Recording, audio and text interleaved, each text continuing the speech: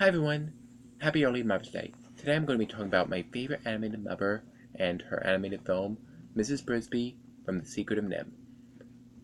This was Don Bluth's first film. He also went on to make movies like American Tail, Land Before Time, All Looks Go to Heaven, and Anastasia, and some more obscure and overhated ones that I would love to get to on another day, and one of them that I will. But back to Mrs. Brisby. She is such a great mother character.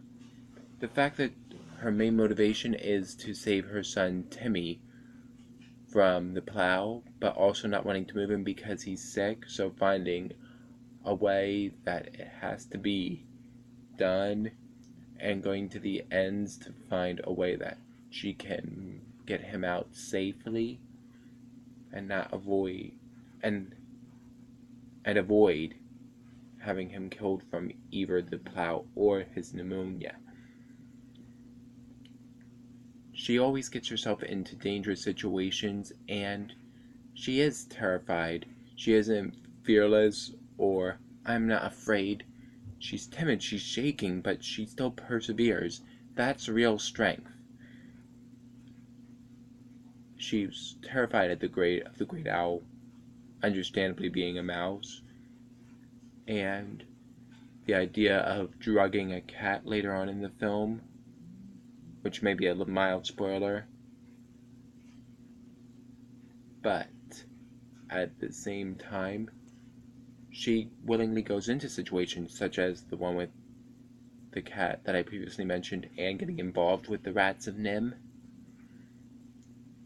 She didn't have to, really. Nobody asked her to in return for all they're doing for her to move her house. She made a decision on her own, largely because, I'm sure, of her husband's aid to save them from NIMH in the first place. But she is just so courageous, and she always finds a way out, but it's not always easy for her. She keeps persevering. She's loving to all those she meets.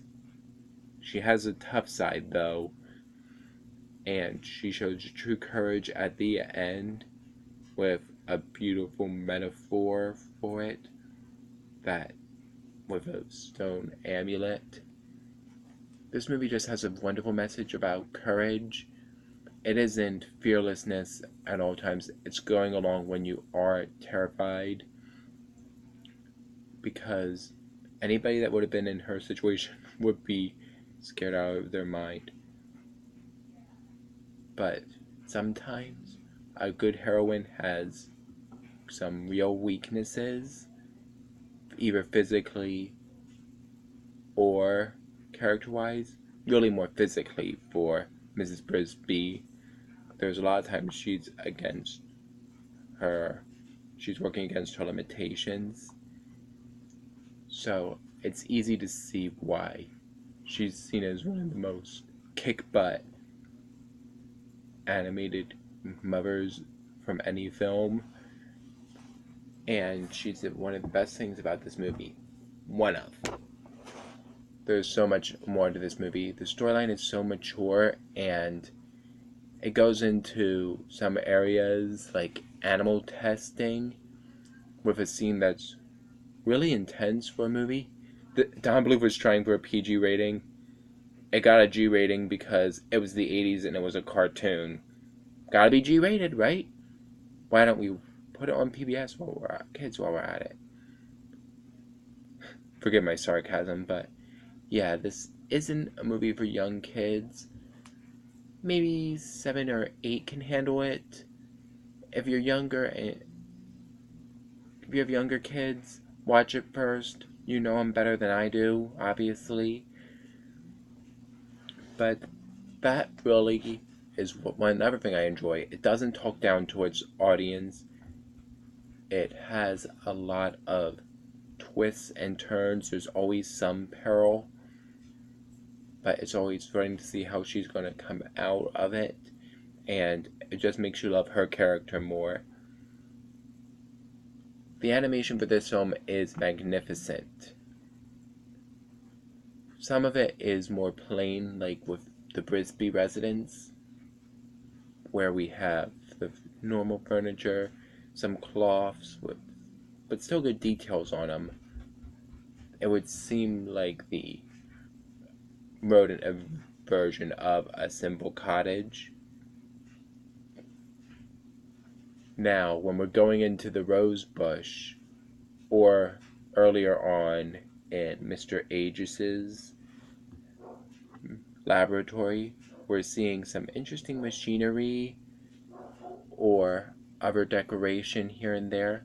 I think the scene with Mr. Aegis around the beginning really does give a good glimpse of how intelligent the rats are, and it really sets Mrs. Brisby's home apart from the rose bush and the rats of NIMH to really set apart how far NIMH went and how much has changed because of them. Because how much the rats have changed. They no longer are content to live as rats and steal from the farm.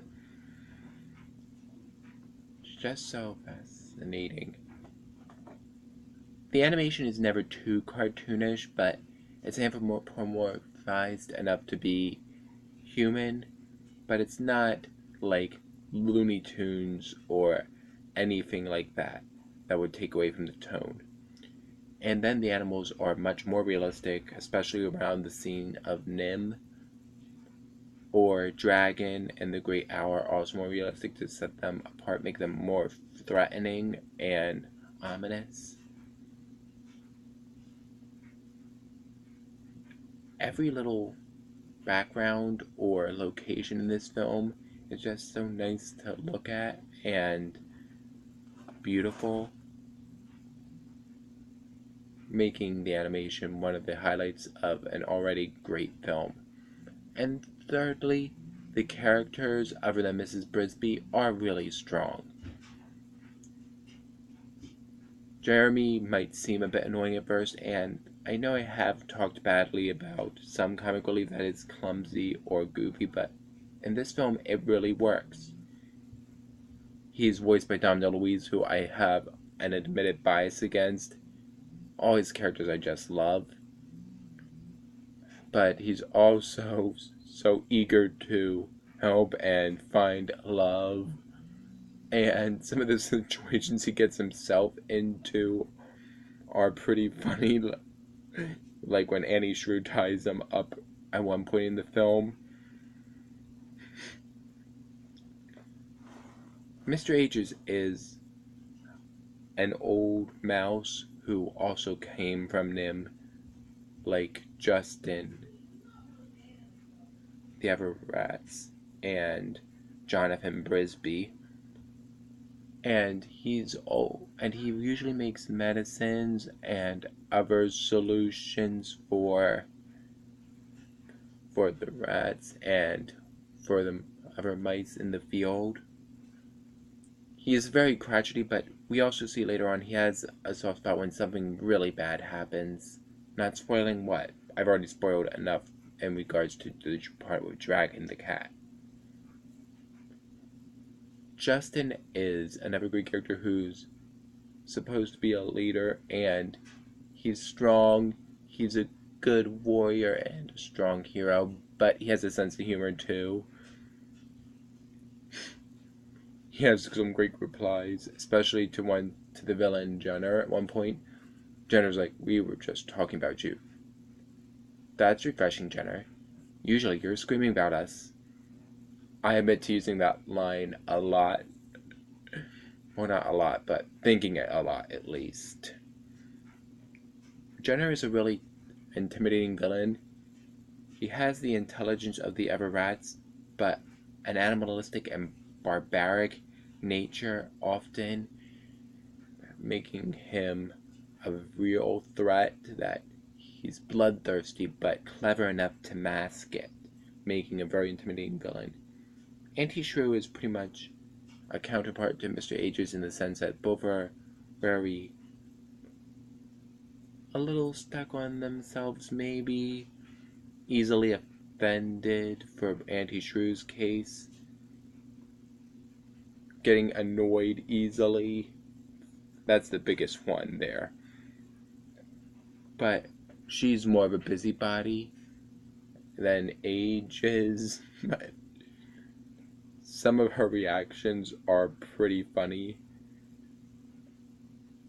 Like when she's tying up Jeremy and sure that he's in league with the rats.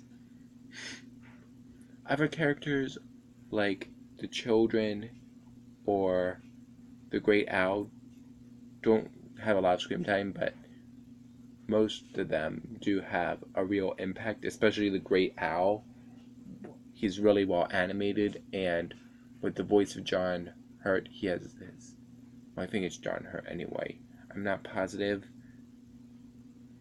But either way, he's a great character. All of them are great. This movie was meant by Don Bluth to be the sort of movie Disney should be making, and while they haven't made many movies as dark as this, Black Cauldron being one of the very few exceptions, I think this movie really did well by starting up Don Bluth's career, and then he became a major rival for Disney until the 80s, well, 1989. This was all for the 80s. But I'll get to that another day, I'm sure. Hopefully, anyway. But The Secret of NIMH is a well-animated movie with great characters, a mature storyline, and a great mother that you find yourself rooting for the whole movie. So how much more could I insist that if you haven't seen it, check it out.